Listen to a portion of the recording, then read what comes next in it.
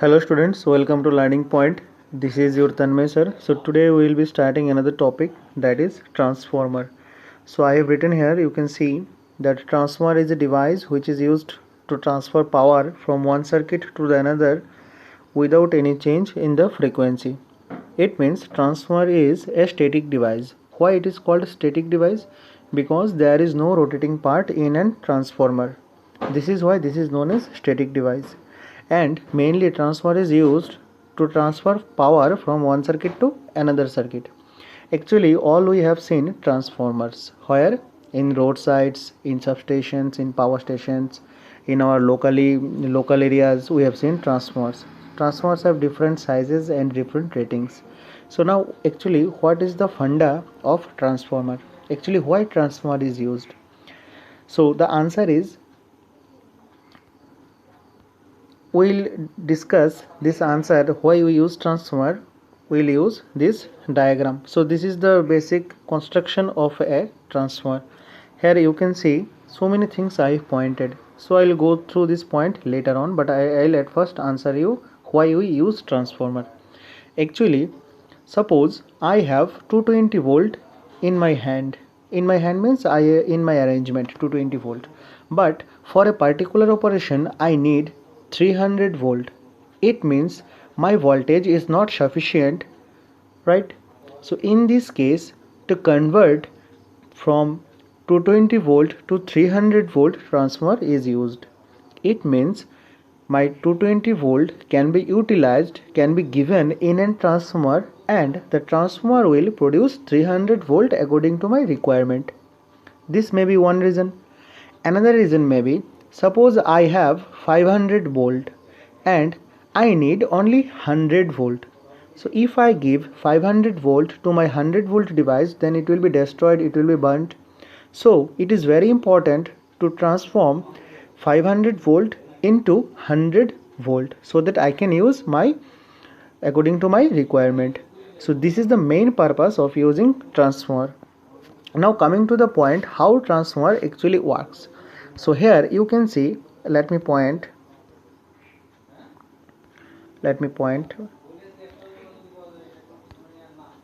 So here you can see in this figure, this is the core section of the transformer. This area is known as the core section of the transformer, right? And this core is made with thick silicon steel plates.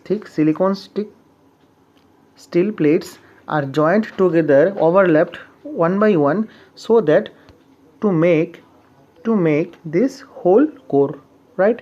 And in a transformer there is two sides. This is my input side, this is our output side, right? And a coil is owned in this side, and this side is known as my primary side. This side is known as my primary side. So you can see here, this side is known as my primary side, or you can say this is our input side, this is our input side. Okay, and the output is taken from this side. This side is known as secondary side, you can see. Okay, so in the primary side, a number of turn is given here. It means a coil is owned here. These are known as my primary side. And here you can see I have given a number of turn here. Now how many turns I have given? 1 2 3 4 5 6. How many turns I have given? How many times I have owned this coil? This is denoted by my N1. So what is N1? N1 means number of turn in the primary. So what is primary? This side is my primary side, this is my input side, and this is known as the primary side. Okay, and this side is known as secondary side or output side. So here also number of turns are given. So this is denoted by N2. So what is N2? N2 is nothing but number of turn present in the secondary. So what actually happens? Whenever we give a supply, suppose I have given 100 volt. I have given 100 volt here, and I need 500 volt. I need 500 volt. So in the primary, 100 volt is given, right?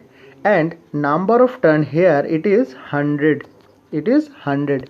It means the value of N1 equals to 100. यानी कि यहाँ पे here the number of turn, यानी कि कितना time मैंने coil को यहाँ पे ऑन किया, 100 टाइम मैंने कॉयल को ऑन किया, और मेरा जो इनपुट वोल्टेज है वो कितना है, 100 वोल्ट। ठीक है, देखो मैंने यहाँ पे 100 वोल्ट इनपुट डाला मान लो, और यहाँ पे 100 नंबर ऑफ टर्न है, तो वोल्ट पर टर्न कितना हुआ, एक टर्न में कितना वोल्टेज हुआ, तो वोल्ट कितना है, टोटल वोल्ट है 100, टोटल टर्न है 100, सो 100 से 100 कट हो जाएगा तो क्या आ जाएगा 1, यानी कि मेरा एक टर्न पे कितना वोल्टेज आया, 1 वोल्ट आया।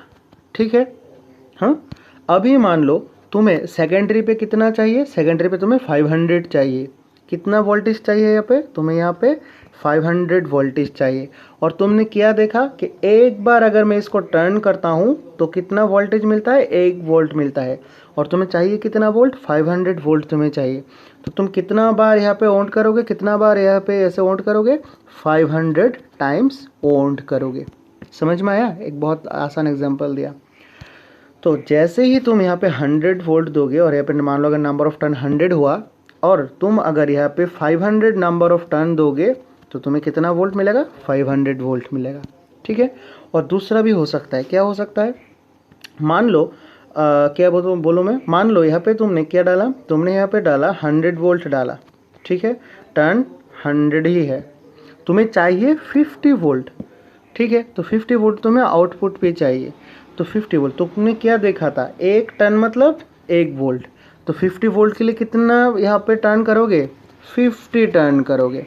ठीक है, इसका भी फॉर्मूला है, वो मैं तुम्हें इस वीडियो में दिखा दूंगा। अभी बोलता हूँ ये ट्रांसफार्मर काम कैसे करता है। एक्चुअली जैसे ही हम यहाँ पे सप्लाई देते हैं, यहाँ पे एक करंट I1 फ्लो होता है, और उसके कारण इस कोर के अक्रॉस में एक फ्लक्स प्रोड्यूस्ड होता है। क्या प्रोड्यूस्ड होता है, फ्लक्स प्रोड्यूस्ड होता है। ठीक है, ये फ्लक्स क्यों प्रोड्यूस होता है, देखो ये इंडक्टर का एक प्रिंसिपल है। जैसे ही मान लो एक कॉयल और या फिर एक इंडक्टर के अक्रॉस हम करंट देंगे, ये अपने चारों ओर में एक फील्ड क्रिएट करता है। ठीक है, इलेक्ट्रिक फील्ड क्रिएट करता है, जिसे हम फ्लक्स कहते हैं। उसी तरह यहाँ पे जब एक इंडक्टर में या फिर जब एक कॉयल पे तुम करंट दोगे, वो भी इसके अक्रॉस में एक फील्ड क्रिएट करेगा। और जैसा कि मैंने देखा, हमने इस कॉयल को इस कोर पे हमने ऑन किया, तो ये जो फ्लक्स होगा वो कोर के अक्रॉस पे ऐसे डिस्ट्रीब्यूटेड रहेगा।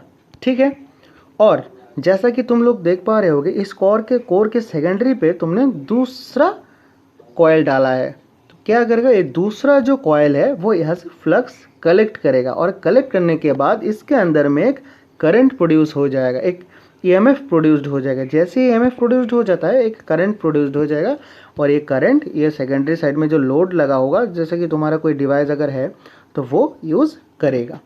ठीक है, तो नॉर्मल ट्रांसफार्मर की बेसिक प्रिंसिपल यही है, जो म्यूचुअल इंडक्शन के ऊपर बेस्ड है। अभी म्यूचुअल इंडक्शन क्या है, म्यूचुअल इंडक्शन था, अगर एक कॉयल के सामने हम दूसरा कॉयल रखते हैं और पहला वाला कॉयल में हम करंट देते हैं, तो पहला जो कॉयल है वो अपने चारों ओर एक इलेक्ट्रिक फील्ड क्रिएट करता है, और जब भी दूसरा कोई कॉयल इस फील्ड के आसपास आता है, वो वहाँ से कुछ एनर्जी कलेक्ट कर लेता है और अपने अंदर में एक करंट फ्लो करता है।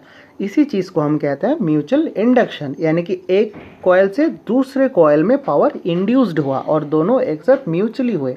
अगर एक कॉयल रहता तो ये असंभव था, इसलिए इसका नाम है म्यूचुअल इंडक्शन। ठीक है, तो इसी प्रिंसिपल के ऊपर बेस करके हमारा ट्रांसफार्मर काम करता है। और अभी एक दूसरा क्वेश्चन आता है कि ट्रांसफार्मर AC में ही क्यों काम करता है, DC में क्यों नहीं काम करता है। ये AC में काम करता है, DC पे नहीं काम करता है। क्यों नहीं काम करता है, DC में क्या फ्लक्स नहीं होता है, DC पे में क्या छोटा छोटा फ्लक्स नहीं होता है, ज़रूर होता है, लेकिन AC जो फ्लक्स है वही सिर्फ इंडक्शन में काम आता है। यानी कि अगर तुम एक कॉयल के सामने दूसरा कॉयल रखोगे, एक कॉयल से दूसरा कॉयल पे तभी पावर जाएगा जब ये करंट AC होगा, ऑल्टरनेटिंग होगा। क्योंकि ऑल्टरनेटिंग जो करंट है वो जो फ्लक्स क्रिएट करता है वो ऑल्टरनेटिंग इन नेचर होता है, वो फिक्स्ड फ्लक्स नहीं होता है। अगर फिक्स्ड फ्लक्स होगा तो एक कॉयल से दूसरे कॉयल पे पावर ट्रांसफ़र नहीं होगा। और DC करंट अगर हम देते हैं तो फ्लक्स तो ज़रूर बनता है, फ्लक्स ज़रूर बनेगा, लेकिन वो फ्लक्स कांस्टेंट फ्लक्स होगा। क्यों, क्योंकि हमने डायरेक्ट करंट दिया है, तो डायरेक्ट करंट दोगे तो कांस्टेंट फ्लक्स बनेगा, और कांस्टेंट फ्लक्स बनेगा तो एक कॉयल से दूसरे कॉइल पे पावर नहीं ट्रांसफ़र होगा, ठीक है, इसीलिए ट्रांसफार्मर डीसी पे काम नहीं करता है, ठीक है। तो देखो यहाँ पे जब तुम एक करंट दोगे I1 दोगे तो यहाँ पे एक इंड्यूस्ड ईएमएफ होगा E1। अभी इस E1 के कारण यहाँ पे एक इंड्यूस्ड होगा, वो है E2, और E2 के कारण एक करंट प्रोड्यूस्ड होगा जिसके कारण हमें V2 मिल जाएगा। V2 मतलब सेकेंडरी टर्मिनल वोल्टेज, ठीक है। अभी देखो यहाँ पे मैंने हर एक चीज़ का एब्रीविएशन मेंशन किया है, ठीक है, किस चीज़ का क्या एब्रीविएशन बनता है, मैंने हर एक चीज़ यहाँ पे मेंशन किया है, ठीक है। देखो यहाँ पे मैंने और एक चीज़ भी मार्क करके दिया है, वो है transformer is core is made up of silicon steel plate और कास्ट आयरन प्लेट, ठीक है, ये एग्जाम पे आता है, ठीक है। और एक क्वेश्चन आता है ट्रांसफार्मर का कोर का क्या यूज़ है। एक्चुअली कोर जो हम यूज़ करते हैं, कोर मतलब ये जो इसका जो स्ट्रक्चर है, बॉडी है, इसको हम कोर कहते हैं। अभी हम इस कोर को क्यों यूज़ करते हैं, इसका कोर का क्यों यूज़ करते हैं, इसका कारण है ताकि core is used in transformer for the better flux distribution with in the core. अगर फ्लक्स जो होगा उसका प्रॉपर डिस्ट्रीब्यूशन होने के लिए, ताकि फर्स्ट कॉयल से सेकेंड कॉयल में पावर जा सके, वो बहुत अच्छी तरह से जा सके, मैक्सिमम अमाउंट पे जा सके, इसलिए हम कोर का यूज़ करते हैं, क्योंकि कोर लो रिलक्टेंस पाथ ऑफर करता है, ठीक है। अभी ट्रांसफार्मर का टाइप पे मैं अगर जाऊं तो देखो मैंने यहाँ पे मेंशन किया है, ट्रांसफार्मर का मैंने दो टाइप दिखाया है यहाँ पे, स्टेप अप ट्रांसफार्मर और एक स्टेप डाउन ट्रांसफार्मर।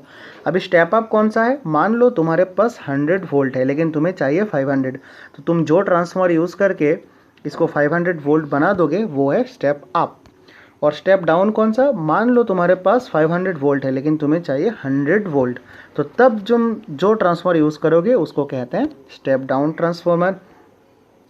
यहाँ पे देखो जब स्टेप अप होगा, जब स्टेप अप होगा ट्रांसफार्मर में, अप होगा मतलब क्या, जो वोल्टेज होगा सेकेंडरी का जो वोल्टेज होगा, आउटपुट का जो वोल्टेज होगा वो इनपुट से ग्रेटर होगा, ठीक है। और सेकेंडरी का जो नंबर ऑफ टर्न होगा कॉइल का, कितना ओंड है, वो प्राइमरी से ज़्यादा होगा जैसा हमने देखा था। और स्टेप डाउन पे ठीक इसका उल्टा डाउन हो जाएगा, यानी कि V2 जो होगा, आउटपुट जो होगा वो कम होगा, V1 ज़्यादा होगा, और N2 जो है वो भी कम होगा, N1 ज़्यादा होगा, ठीक है। और एक बात, एक पॉइंट आता है, वो होता है ट्रांसफॉर्मेशन रेशियो। अभी ट्रांसफॉर्मेशन रेशियो क्वेश्चन एग्जाम पे बहुत बार आता है, वो क्या है, so transformation ratio is nothing but, जिसको हम कैसे डिनोट करते हैं, is nothing but the ratio of V2 by V1 और N2 बाई N1 और E2 बाई E1 और I1 बाई I2, यानी कि इसमें से एनी वन रेशियो को हम ट्रांसफॉर्मेशन रेशियो कहते हैं, ठीक है। और एक बात जो मैंने ऑलरेडी डिस्कस कर दिया है, ट्रांसफार्मर क्यों एसी में होता है डीसी में क्यों नहीं होता है, फिर भी मैंने यहाँ पे लिखा है transformer is always works on AC not DC because the flux produced by AC current is not constant. क्यों, एसी का जो करंट से जो फ्लक्स बनता है वो कांस्टेंट नहीं है, और वो वेरिएबल फ्लक्स होता है। But DC produce constant flux, अगर तुम डीसी करंट दोगे तब जो फ्लक्स आएगा वो आ जाएगा कांस्टेंट फ्लक्स। अगर कांस्टेंट फ्लक्स दोगे तो एक कॉइल से दूसरे कॉइल पे पावर नहीं जाएगा, जो पावर है वो पहले वाला जो कॉइल है वहाँ पे जमा होगा, और अतिरिक्त हीट होने के कारण वो कॉइल बर्न हो जाएगा, जल जाएगा। इसलिए अगर ट्रांसफार्मर पे तुम डीसी दोगे, बैटरी का सप्लाई दोगे, तो ट्रांसफार्मर जल जाता है। हालांकि जब तुम एसी दोगे तो ये प्रॉपरली काम करेगा, ठीक है। तो इस वीडियो में मैंने एक बहुत ही छोटा सा ट्रांसफार्मर का एक इंट्रोडक्शन दिया है, जो तुम्हारे सेकेंड सेमेस्टर के लिए बहुत ज़्यादा ही है, ठीक है। तो तुम्हें क्या देखना पड़ेगा, ये जो पूरा पेज है जो मैंने ऑलरेडी मेंशन किया हूँ इस वीडियो पे, पूरा पेज तुम्हें सीखना पड़ेगा, क्योंकि 90% श्योरिटी रहता है कि एग्ज़ाम पे ट्रांसफार्मर आएगा। और ये वाला फिगर तो मस्ट इम्पॉर्टेंट है, ट्रांसफॉर्मेशन रेशियो क्या है, ट्रांसफार्मर क्या है, ट्रांसफॉर्मेशन रेशियो क्या है, कब V1 ग्रेटर होता है, कब V2 ग्रेटर होता है, ट्रांसफार्मर AC पे क्यों कनेक्ट होता है, DC पे क्यों नहीं होता है, ट्रांसफार्मर का कोर किससे मेड है, ठीक है, और हम ट्रांसफार्मर में कोर क्यों यूज़ करते हैं, हर एक चीज़ का आंसर मैंने यहाँ पे लिख डाला है। तुम इसको नोट डाउन कर लो, बहुत अच्छी तरह से सीख लो, ठीक है। तो फिलहाल इस वीडियो में था इतना ही। और एक बात, इस वीडियो को शेयर कर दो अपने सेकेंड सेमेस्टर के जितने भी दोस्त हैं, हर एक को ये वीडियो शेयर कर दो, ठीक है। सेकेंड सेम का जो भी डिपार्टमेंट हो, हर एक को शेयर कर दो। ये बहुत इंपॉर्टेंट टॉपिक है तुम्हारे सेमेस्टर के लिए। 5 से 6 नंबर सिर्फ इस टॉपिक से आएगा, 99% श्योरिटी, 1% भगवान जाने क्या होगा, ठीक है, तो फिलहाल इस वीडियो में था इतना ही। Thank you, this was your Tanmay sir.